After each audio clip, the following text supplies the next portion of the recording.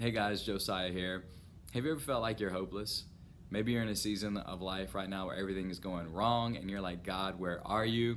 And if that's you, I just want to encourage you today with this thought.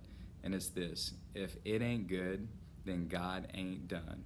Okay, I love this thought. It comes from one of my favorite verses in the entire Bible. That's Romans 8, verses 28. I want to read it for you. It says this: and we know that God causes everything to work together for the good of those who love God and are called according to his purpose for them. I'm going to read it one more time. It says, and we know, okay, not that we hope, it says we know that God causes everything, not just the good stuff in our life, but the seemingly bad stuff too. He says he causes everything in our life to work together for our good to those who love God and are called according to his purpose. And so basically, this verse is saying God will take every circumstance in your life and he will use it for your good if you'll trust him.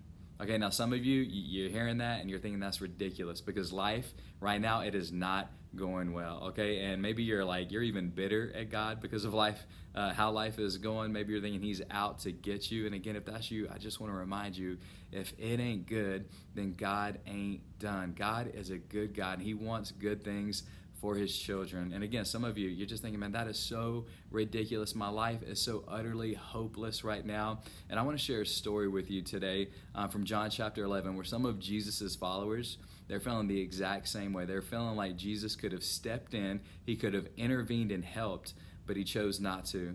And so again, this story is found in John chapter 11, and it's the story of Lazarus, one of Jesus's good friends. He gets really sick. And his sisters, Martha and Mary, they send word to Jesus. They're like, hey, okay, your good friend Lazarus, he's sick. We need your help. You got to do something. So Jesus gets the news, and the story is crazy. You got to read it for yourself.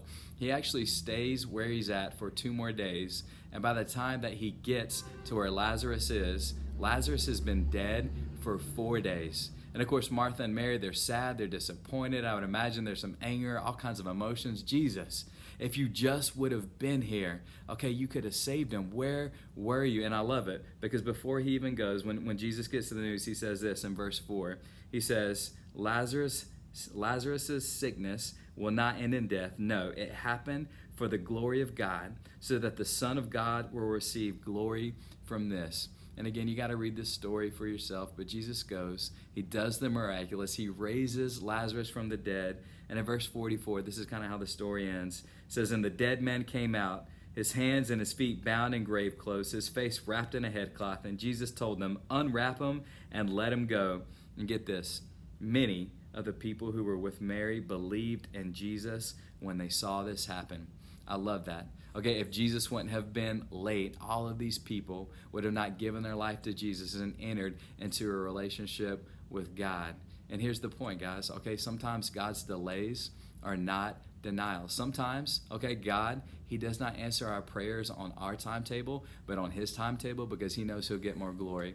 And so again, I just want to leave you guys with this encouragement and this thought today. If it ain't good, then God ain't done.